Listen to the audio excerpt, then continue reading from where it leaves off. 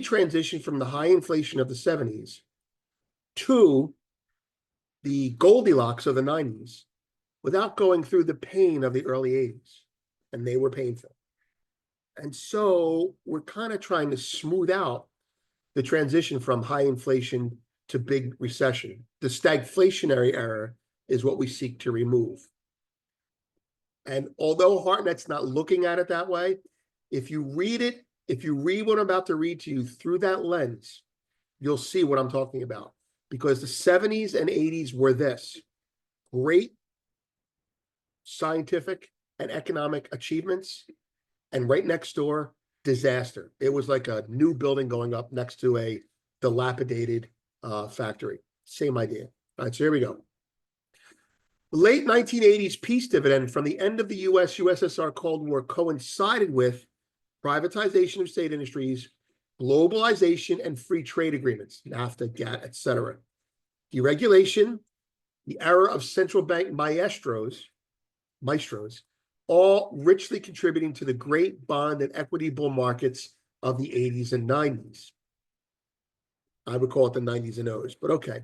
In contrast, the early 70s peace dividend from end of Vietnam coincided with industrial intervention, protectionism, we're in that now, and a breakdown of Bretton Woods currency accord and 90-day wage and price freezes. That happened.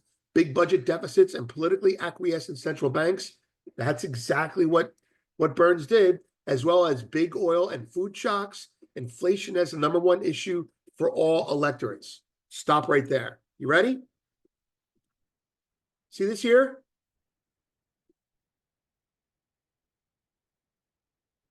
That's the 70s.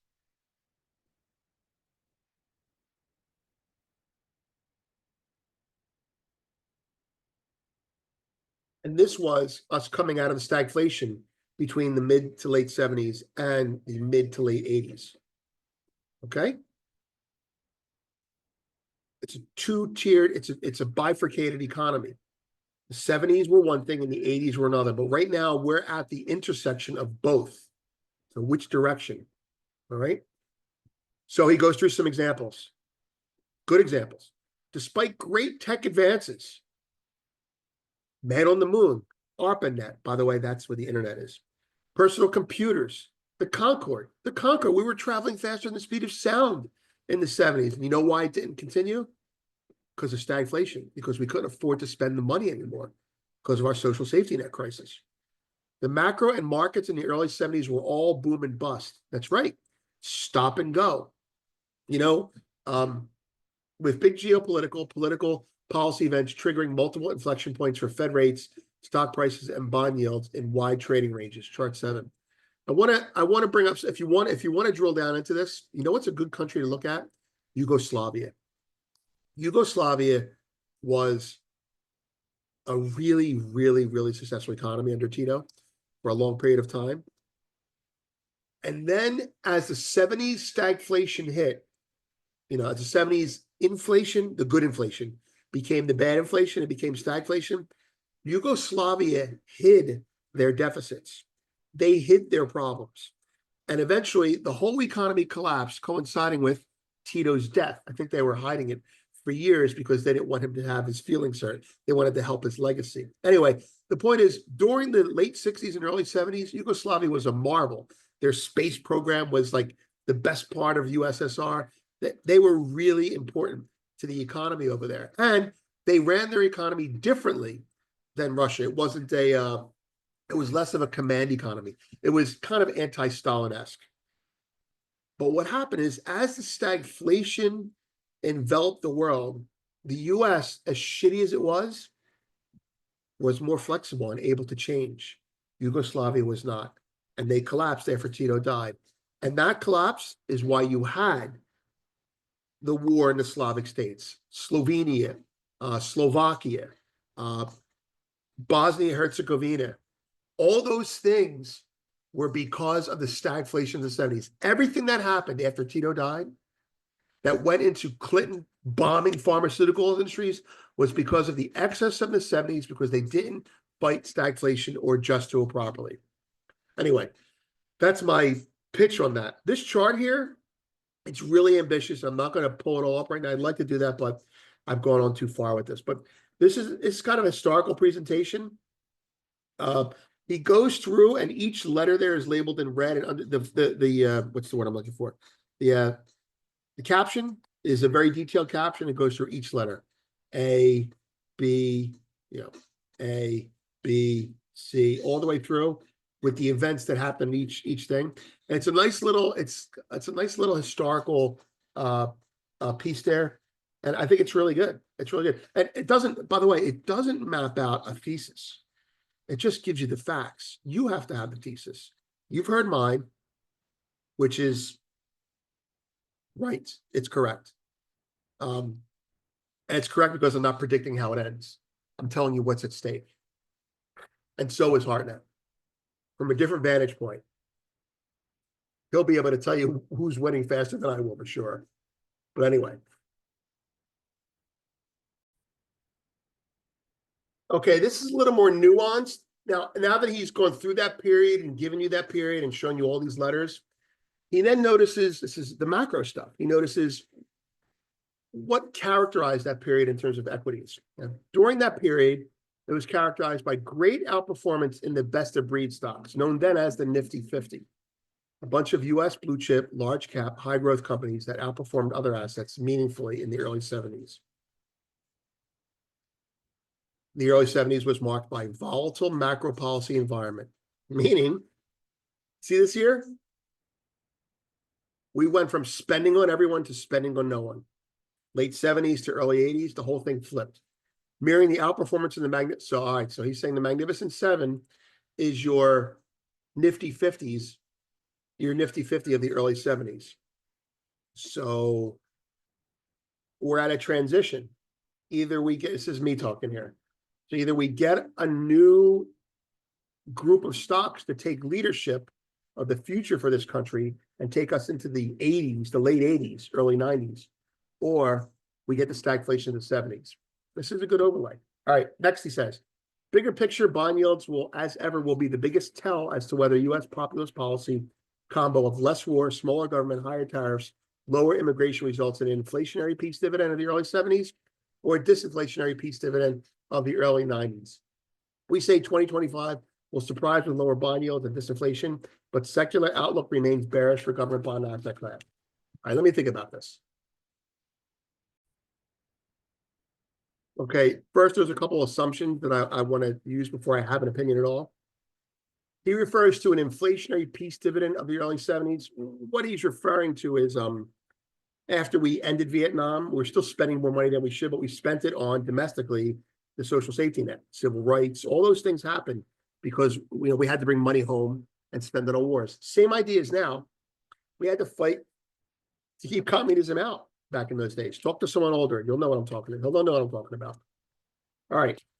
He draws a line, though, and I'm not so sure I agree with the line division, but I understand the logic.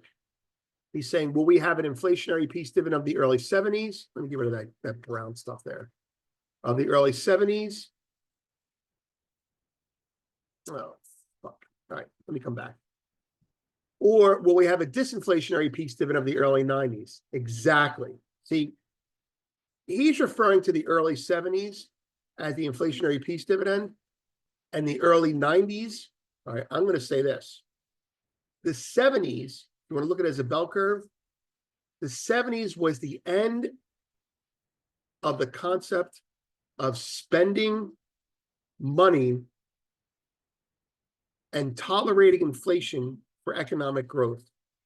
That's where it peaked. We have been doing that since the 50s, but it peaked in the 70s as the spending created diminishing returns on the economy, and capitalism simply went on strike and said, fuck you, I'm not spending money on unions anymore. I'm either going to make profits or I'm going to take my money and I'm going to put it in 10% yields and say, screw it, I'm not going to do anything.